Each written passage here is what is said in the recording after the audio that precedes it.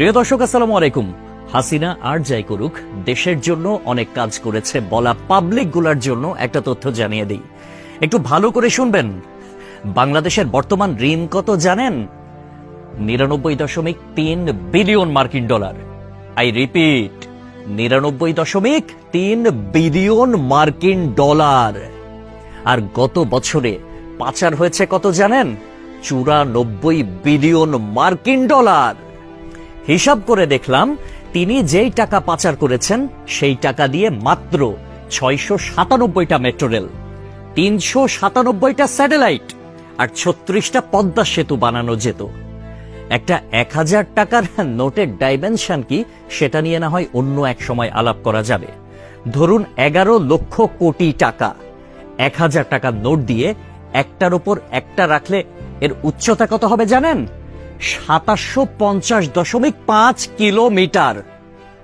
বাংলাদেশের সর্বোচ্চ উচ্চতার পাহাড়ের উচ্চতা কত? 1063 মিটার। এক লেয়ারে সাজালে এই টাকা জায়গা করে নেয় কত? 124.76 বর্গ কিলোমিটার। আর ঢাকার সাইজ মাত্র 306 বর্গ কিলোমিটার, চট্টগ্রাম 155 বর্গ কিলোমিটার। এই দুই বিভাগীয় শহর বাদে বাকি সব বিভাগীয় শহর এই টাকা দিয়ে ঢেকে দেয়া যাবে। পাশাপাশি যদি বসান তাহলে লেংথ হবে কত জানেন? 1,7,8,2,3,4,9.6 কিলোমিটার। এক কথায় আমি সংখ্যাটা বলতে পারলাম না, আপনারা একটু ক্যালকুলেটরে হিসেব করে নেবেন, মানে ক্যালকুলেটরেও ধরবে বলে মনে হয় না। পৃথিবীর পরিধি কত? 40,000 কিলোমিটার।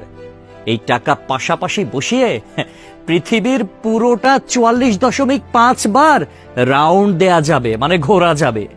কেউ যদি হাসিনার উন্নতির হিসাব দিতে আসে, তাহলে তাকে হাতে কলমে এই হিসাবটা বুঝিয়ে দেওয়া আপনার, আমার, আমাদের সকলের দায়িত্ব।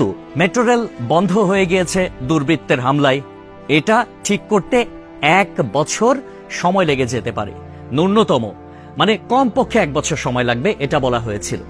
এটা ঠিক করতে বাজেট ধরা হয়েছিল 300 কোটি টাকা। অথচ 2টা স্টেশন বাদ দিয়ে খুব সহজেই মেট্রো রেল চালু করা যেত, কিন্তু সেটা করেন নাই তার সঙ্গপাঙ্গরা। কারণ খেতে হবে, বেগম পাড়ায় টাকা পাঠাতে হবে, বেগম পাড়ায় বেগমরা গিয়ে ফুলে ফেপে উঠবে, তারা আরামসে দাস দাসী নিয়ে দিন কাটাবে। এইটার জন্য এত টাকা বরাদ্দ করা হয়েছিল। কিন্তু শেখ হাসিনা পালিয়ে যাওয়ার পরে এখন আমরা জানতে পারছি মেট্রো রেল চালু হতে আর মাত্র কয়েকটা দিন বাকি। তাহলে বোঝেন ব্যাপারখানা। আমাদের শিরা উপশিরা থেকে শুরু করে রন্ধ্রে রন্ধ্রে প্রত্যেকটা জায়গায় এইরকম চুরচামারির অভ্যাস।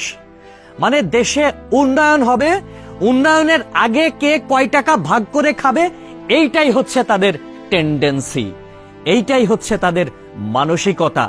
পদ্মা সেতু হয়েছে কত টাকায় আপনারা সবাই ভালো করে জানেন। মেট্রো রেল হয়েছে কত টাকায় আপনারা সবাই জানেন। এলিভেটেড এক্সপ্রেস ওয়ের হিসাবটাও একটু গুগল করলে জানতে পারবেন।